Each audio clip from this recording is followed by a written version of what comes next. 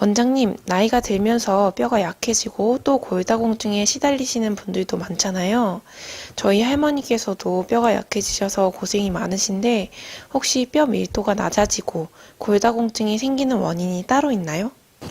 네, 뼈가 약해져서 걷기도 힘들고 조금만 넘어져도 골절이 되는 분들이 많으시죠. 그런데 이 뼈 건강은 암을 비롯한 질병에 대한 면역력 증진에 있어서 가장 중요합니다. 놀라운 것은 2주만 지나도 뼈 밀도가 거의 대부분 쑥쑥 올라가는 것을 보게 되는데 그 비결을 제가 오늘 다 공개하려고 합니다. 수치상으로는 우리나라 50세 이상 인구에서 골다공증 유병률은 22.4%이고 또 골감소증은 47.9%로 집계되고 있지만 사실은 우리 국민 대부분은 뼈 건강 상태가 좋지 않습니다. 왜냐하면 골이 얼만큼 생산되는지를 보는 골 생성 표지자 수치와 또 몸에서 칼슘이 빠져나가는 파골계수 수치를 놓고 보면 대부분의 사람들은 골 생성은 적게 되는 반면에 빠져나가는 칼슘의 양은 훨씬 높아서 이 파골계수 수치가 높은 것으로 나타나고 있습니다.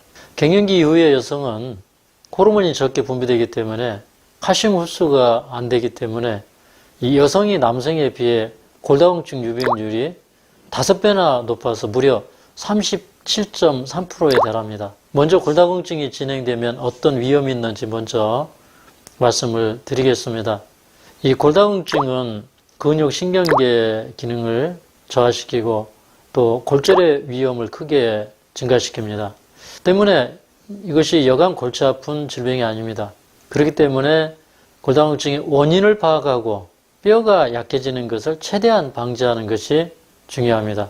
골다공증은 갱년기, 노화, 조기 폐경, 초경 지연, 난소 상실, 여성 호르몬 부족 등의 이유로 빠르게 진행되는 경우가 많습니다. 그래서 여성분들이 걸릴 위험이 더 큽니다. 이런 것들은 사실 피할 수 없는 부분들이기도 합니다. 하지만 우리가 조금만 신경 쓰면 뼈 건강은 생각보다 빨리 좋아진다는 사실도 알아야 되겠습니다. 골다공증이 생기는 진짜 원인을 말씀드리겠습니다. 첫째, 일광욕이 부족하고 운동이 부족하면 골다공증에 걸립니다. 특별히 이제 실내에서 근무하시는 분들은 이제 운동량이 적죠. 기본적으로 1일에 5,000보 이하로 걸으셔서 운동이나 일광욕이 부족한 분들은 골다공증에 걸릴 위험이 매우 높습니다. 반면에 등산을 자주 하거나 근육 운동을 통해 근육을 키우시는 분들은 골 질량이 많아져서 골다공증을 예방하는 데 큰 효과를 보실 수가 있습니다. 두 번째로 골다공증의 원인으로는 혈액을 산성화시키는 식품을 많이 섭취하시기 때문입니다.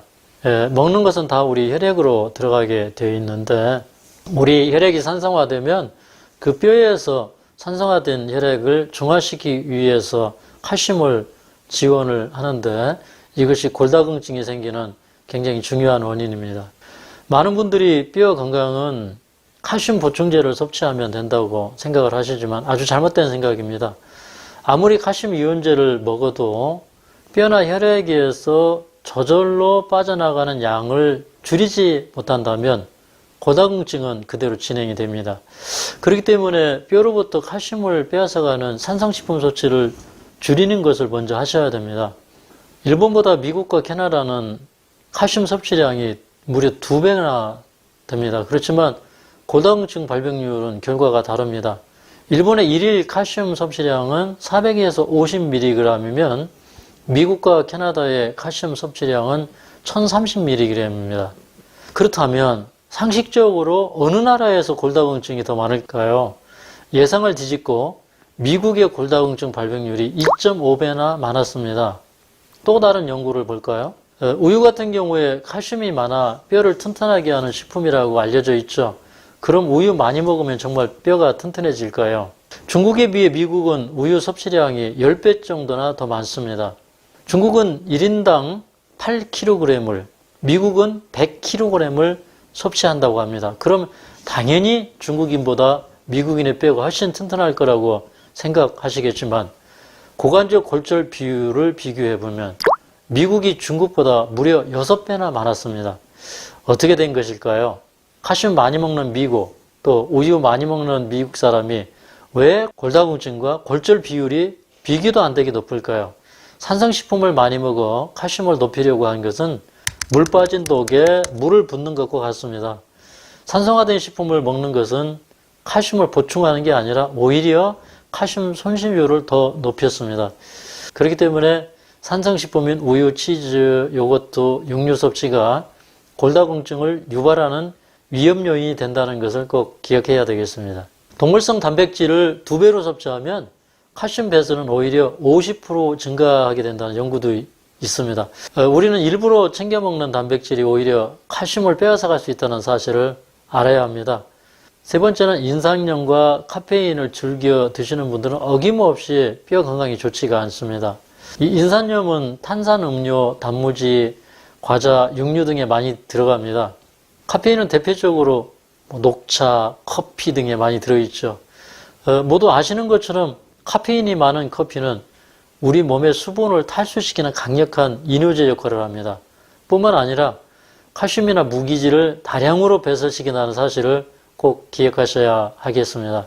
순간의 피곤함을 이겨내시려고 커피를 마시는 분들은 내 뼈 안에 칼슘이 많이 빠져나간다는 사실을 기억을 해야 되겠습니다.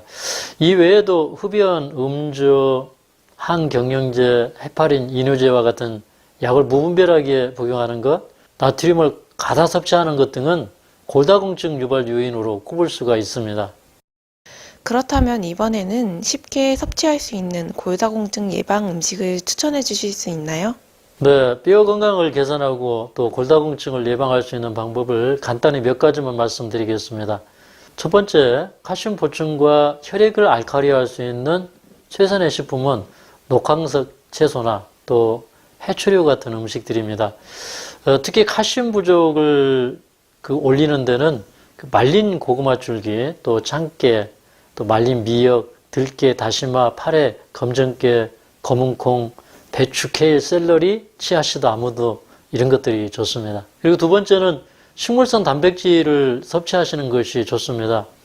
이 콜라겐은 연골과 같은 결합 조직의 대표적인 단백질이기 때문에 좋은 단백질을 적당량 섭취하시는 것이 중요합니다. 꼭 고기 안 먹어도 식물성 단백질을 잘 섭취하시면 우리 몸에 콜라겐이 쑥쑥 올라갑니다. 그런데 이 단백질을 높이는 제일 좋은 음식이 콩이나 햄프시드입니다.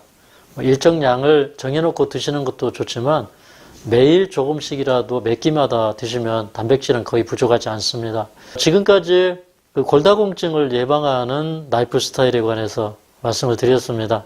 이 골다공증 예방은 가장 중요한 것이 소식을 하는 것입니다. 그리고 우리 혈액을 알칼리로 만드는 이 채소와 과일을 많이 드시면 골밀도는 2주일만 해도 이렇게 쑥쑥 올라갑니다. 오늘 강의가 여러분에게 도움이 되셨다면 좋아요, 구독 눌러주시고 알림 설정도 부탁드립니다.